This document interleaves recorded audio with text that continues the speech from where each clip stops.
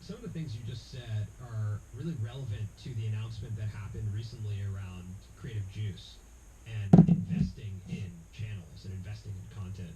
So I'm curious, what with that note around money does not necessarily equal content. You know, some of the conversations that we've been having when people ask us about can you invest in a creator, you know, my initial thought goes to, well, you first want to see if the creator can make content with $0, right? Like when you first started and you're sitting in your room coming up with these ideas, watching paint dry, reading a dictionary, like these are viral ideas that cost $0.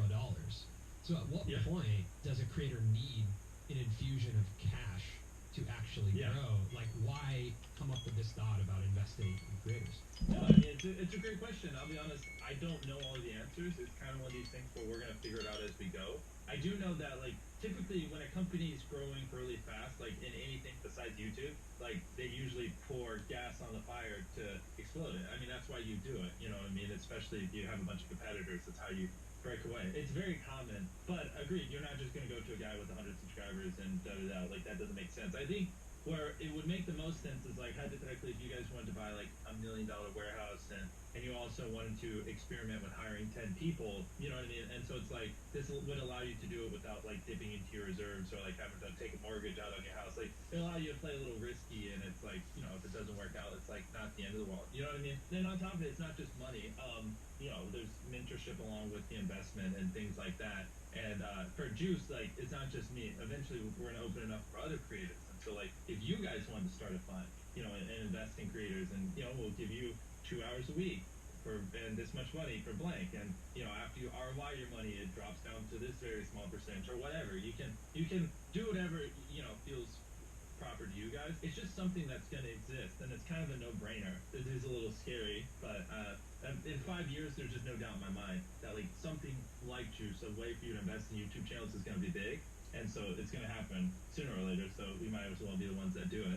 I really like that the way you're positioning that, you kind of said it similar about philanthropy. It's like, hey, let's launch it. We already know it's going to be a thing, but let's figure it out. Like, let's announce it, let's state our intention, and then let's actually do the work to figure it out. Well, it's basically there.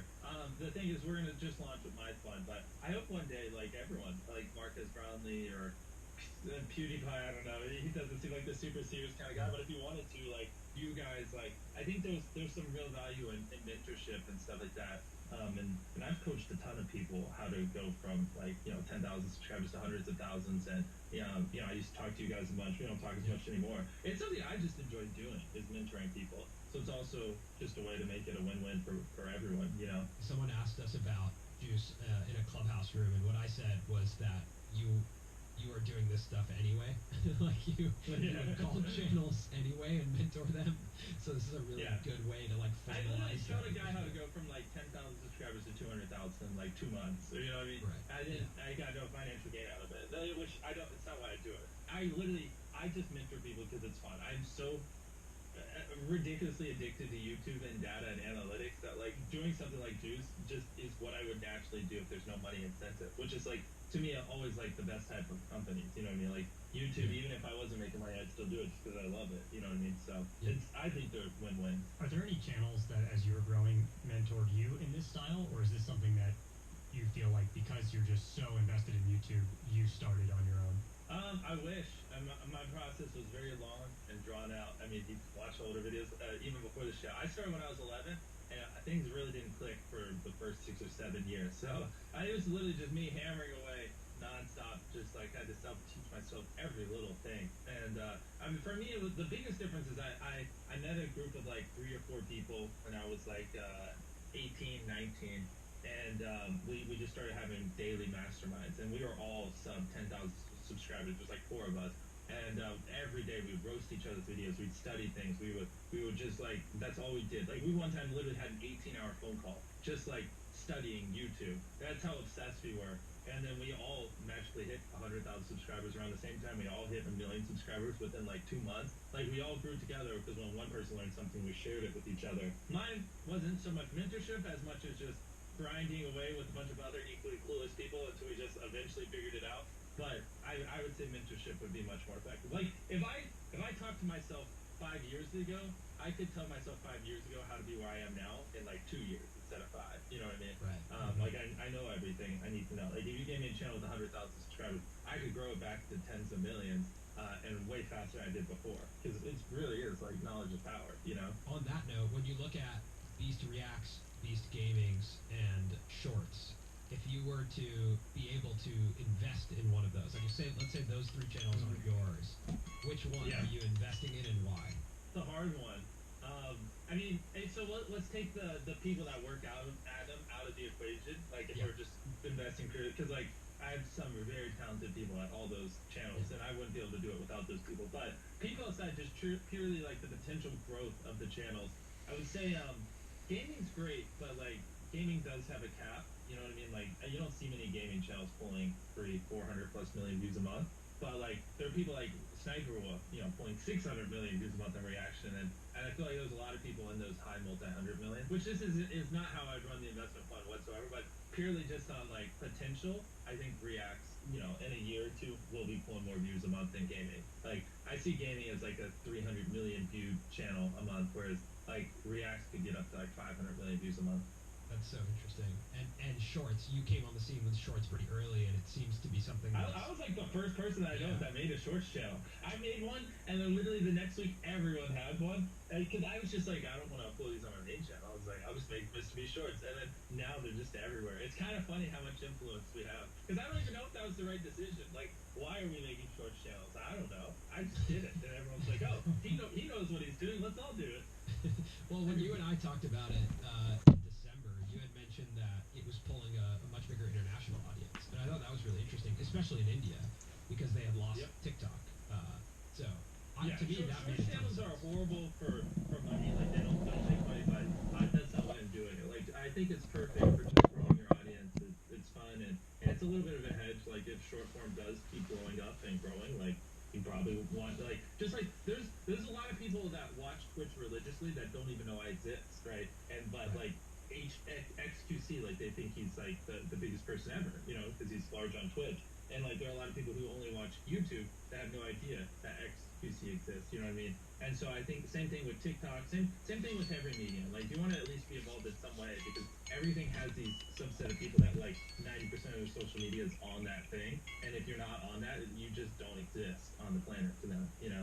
So let's say that someone does have 100,000 subscribers, they're tracking pretty well on YouTube, and they want to pitch you to get financing and mentorship. What are the key elements that you're looking for, or that you think make that channel? Like I said, that we'll figure all that out when it comes. I don't know, and honestly, I'm probably gonna make mistakes on the first few. I just don't know. Like we have our data that will predict how well they'll do and stuff like that. But my goal isn't to just squeeze people dry and like give them bad deals. I genuinely want to create win-wins, and so what a win-win's like. Don't know. To me, it might seem like after our ROI drops down to a low percent or whatever.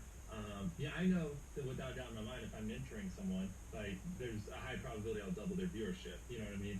And that I can provide a lot of value. So it's really just figuring it out as we go and just creating a win-win. And like I have plenty of other revenue streams. It's not like I need this to like whatever. So I'm just trying to have some fun and create a platform for which by the way, Juice isn't mine. We have a lot of people involved in it. But yeah, create something that could be cool. Taking the financial side out of it, though, when you identify a channel that you want to mentor or that you're interested in, are there some shared characteristics of those channels? What is it that sort of tips you off to think, oh, this is a channel that I think has a lot of upside. This is something I'm interested in. I would rather work with a channel that knows how to make great content, but doesn't really know how to package it well and doesn't really understand how to grab the viewer in the first minute, how to hold them throughout. But the videos are just naturally good. It's much easier to teach them that than teach someone who has great titles and thumbnails, but just horrible videos how to do well, right? Because usually it's like for those people, the ones that already make great videos, it's just teaching them some retention strategies, helping them clean up the video, and then showing them how to make an interesting title and thumbnail. Like that isn't too hard, it can be learned in a few months. But the other way around, I mean, like some people, man, it takes years for them to learn how to make a good video and be good on camera and that type of stuff. So it's much more of a grind. When you grow these channels, like what we've seen you do is obviously, you rolled out your own products. Beast Burger is a great example of that. Now, Finger on the app. So it does seem like as you start to grow, the opportunity is to build your own businesses that you can promote through the videos. Of course, yeah. Of course, right? So I'm just curious for you. Like, it seems like now with Finger on the App 2 that just rolled out recently, that you're now moving into your own mobile gaming studio. At least from what it looks like on Yeah. Twitter. Mobile games are the way Yeah. to go. They're infinitely scalable, right? Like, we have other companies, but at the end of the day, like, if I have a physical product company and I sell a million of them, we have to build up the supply chain, we have to figure out logistics, stuff like that.